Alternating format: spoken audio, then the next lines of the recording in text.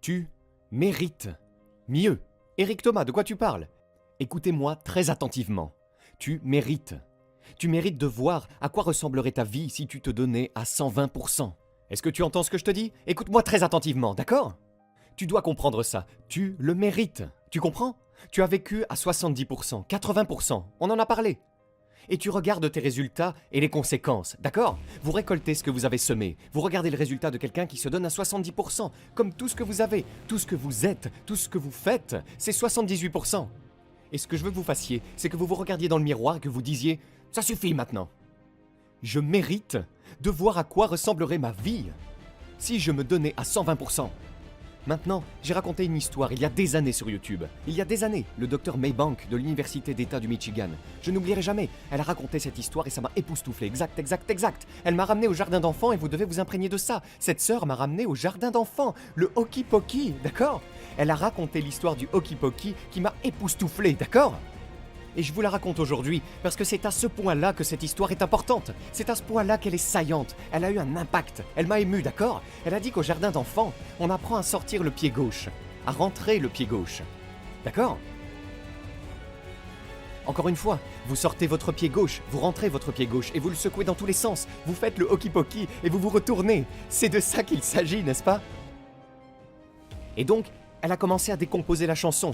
Elle a dit, d'abord, tu mets le pied gauche en dehors, et ensuite tu passes au niveau suivant et tu mets le pied droit en dehors.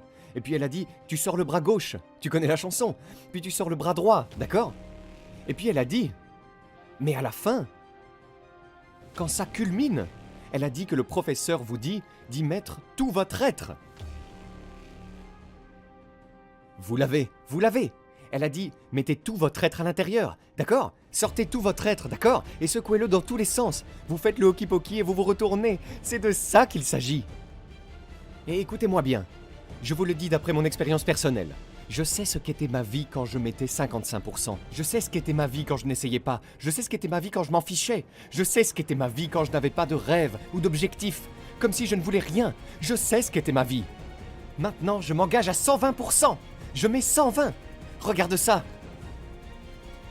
Je mets 120 et ma vie est douce. La vie de ma femme, la vie de mes enfants, la vie de ma maman, écoutez-moi, la vie de mon père.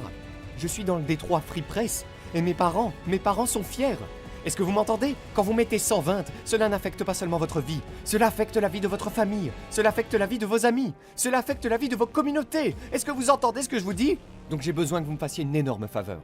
Yep, celui-ci est différent. Celui-ci est un appel à l'action, d'accord? Je vais te lancer un défi de 21 jours. Je te mets au défi.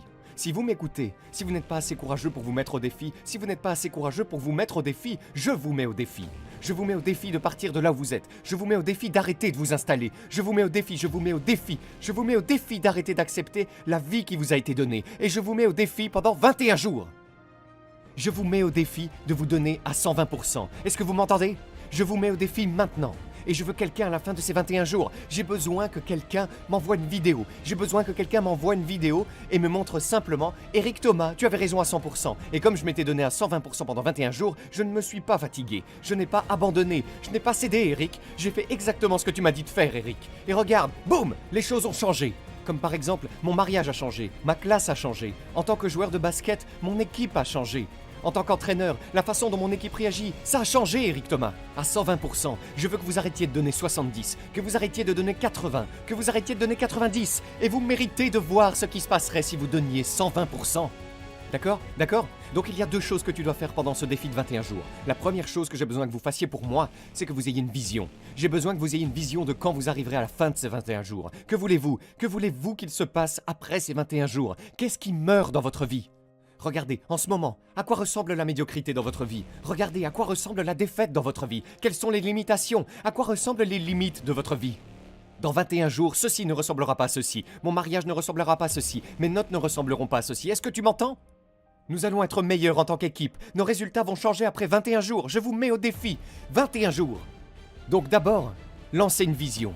À quoi ressemblerait votre vie après ces 21 jours? Écoutez-moi, faites-moi une énorme faveur. 21 jours, fais le bien ou ne le fais pas. Ouais!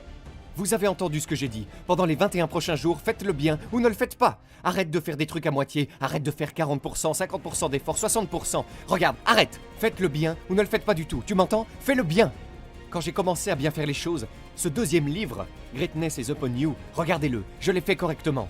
Je ne faisais pas qu'écrire un livre, je le faisais bien. Si vous êtes un apprenant cinétique, écoutez-moi très attentivement. Si vous avez des trucs à toucher, je les ai mis là-dedans. J'ai fait le tour de la question, les gars, d'accord? Je ne l'ai pas fait à moitié. Regardez dans le livre, le dessin est là-dedans. Le travail est là-dedans. Donc vous pouvez travailler dessus, tout est là-dedans. Je ne l'ai pas fait à moitié, je l'ai fait correctement. Regardez nos vidéos, nous ne les faisons pas à moitié. Elles sont gratuites, mais nous ne les faisons pas à moitié. Numéro 2, faites-le bien ou ne le faites pas du tout. Numéro 3, écoutez-moi. Pendant les 21 jours, pas d'excuses, seulement des ajustements, pas d'excuses. Je ne veux pas entendre de bonnes excuses, de bonnes raisons, ce qui s'est passé, pourquoi vous n'avez pas pu le faire. Je ne veux pas entendre, je ne veux pas. Tout le monde a une excuse, mais je ne veux pas entendre. Je ne veux rien entendre à propos de ceci. Ceci est arrivé, le temps n'était pas bon, je ne pourrais ne pas avoir les finances. Ceci n'est pas arrivé quand c'était supposé. Cette personne m'a fait ceci. Non, non, non, non, non. 3 choses, les gars. Numéro 1, ayez une vision. De sorte que pendant 21 jours, lorsque vous êtes fatigué, vous pouvez continuer à regarder cette vision. Faites-le bien ou ne le faites pas du tout.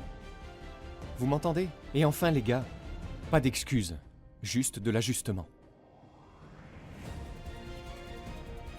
Votre rêve ne deviendra pas une réalité tant que vous ne passerez pas de pas important à quelque peu important à très important à une urgence. Tu sais, j'ai eu une éternité pour le faire. J'ai dû pardonner à mon père et ce qui s'est passé était tellement fou. Quand j'ai pardonné à mon père, ça n'avait rien à voir avec mon père. Ça avait tout à voir avec le fait d'apprendre à pardonner. Et je parlais d'une chose et je vivais autre chose.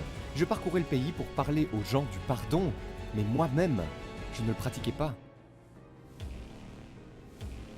Tu dois me faire une faveur. Quand tu es frappé, tu n'oublies jamais. La première fois, quand j'étais petit, ils ont volé ma bicyclette. Ma mère m'avait acheté cette machine et ces 2 garçons du quartier l'ont volée. J'étais énervé, ils m'ont frappé, je saignais. Et je pleurais en disant « Oh maman, ma machine !» Et vous savez ce que ma mère m'a dit? Ne rentre pas dans cette maison avant d'avoir récupéré cette machine.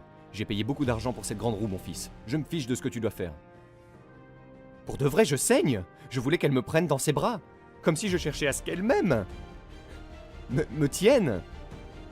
M'aide. Tu vois?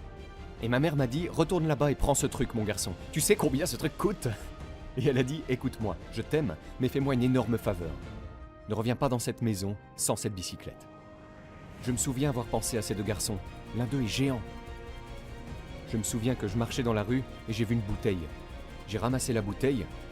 Boum! Je l'ai frappé contre le béton et j'ai dit, je ne peux pas rentrer à la maison sans le vélo. Je suis allé dire à l'un des 2 garçons que je devais récupérer ma bicyclette. Il a dit, tu peux pas l'avoir? J'ai dit, ma mère m'a donné un ultimatum, alors quelqu'un d'entre vous 2 va être coupé. Et comme vraisemblablement je ne peux pas vous battre tous les 2, je sais que je ne peux pas. Je ne sais pas lequel d'entre vous veut être courageux et se faire couper, mais l'un d'entre vous doit se faire couper. Maintenant, vous voulez tous communiquer entre vous en parlant de qui va être éliminé? Vous pouvez le faire, je suis d'accord avec ça, mais je ne rentre pas à la maison sans ma machine. Et je suis rentré avec ma bicyclette et j'ai chevauché ce truc, j'étais tellement fier. Vous m'entendez? Certains d'entre vous ont été assommés par la vie et vous vous êtes levés et avez vu le sang en pleurant « Ah, ça m'a frappé !» Parfois dans la vie, il faut rendre les coups. Ce ne sera pas toujours facile. Ils ne vont pas vous le donner. Ils ne vont pas te donner le succès. Ils ne vont pas vous le mettre sur un plateau. Mais si vous êtes prêt à travailler pour ça, si vous êtes prêt à mettre de la sueur, du sang, des larmes, si vous êtes prêt à le gagner, ils ne le donnent pas. Les Bentley ne sont jamais en distribution gratuite. Vous en voulez une? Vous pouvez l'acheter. Si vous êtes prêt à la payer. Donc Batman, je l'adore. Dark Knight se lève. Batman vient parce qu'il est Batman et il se dit « Je suis Batman. Rends-toi, ou sinon... » Je me suis dit « Donc, Batman fait son truc, il se balance. Tu te bats comme un jeune homme. » Et son adversaire lui dit « Votre victoire vous a vaincu. » Pour certains d'entre vous, votre succès vous a détraqué. Vous avez tellement de succès maintenant et vous êtes mou. Votre succès ne vous a pas profité. Vous n'avez pas grandi à cause de votre succès. Vous avez perdu votre bicyclette et vous n'avez plus faim. Ton succès te fait du tort. Alors Batman se lève. Il se dit « Je ne sais pas ce qui va partir en premier, ton corps ou ton tronc. Mais tu es assez fort, je vais quand même te briser. » Batman se lève une dernière fois. Vous savez, le garçon correct, les bottes. Il commence à frapper toutes les lumières. Tu sais, tu es Batman, tu peux te battre dans le noir.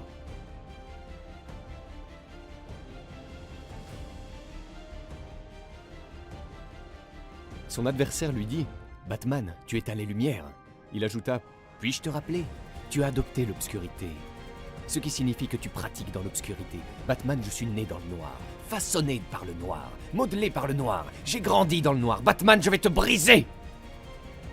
Et je veux que vous entendiez ce que je vous dis. Certains d'entre vous sont mous, mais vous êtes nés dans l'obscurité et maintenant vous êtes mous. Chaque fois que vous relevez un défi, vous abandonnez, vous vous rendez, vous renoncez, vous cédez.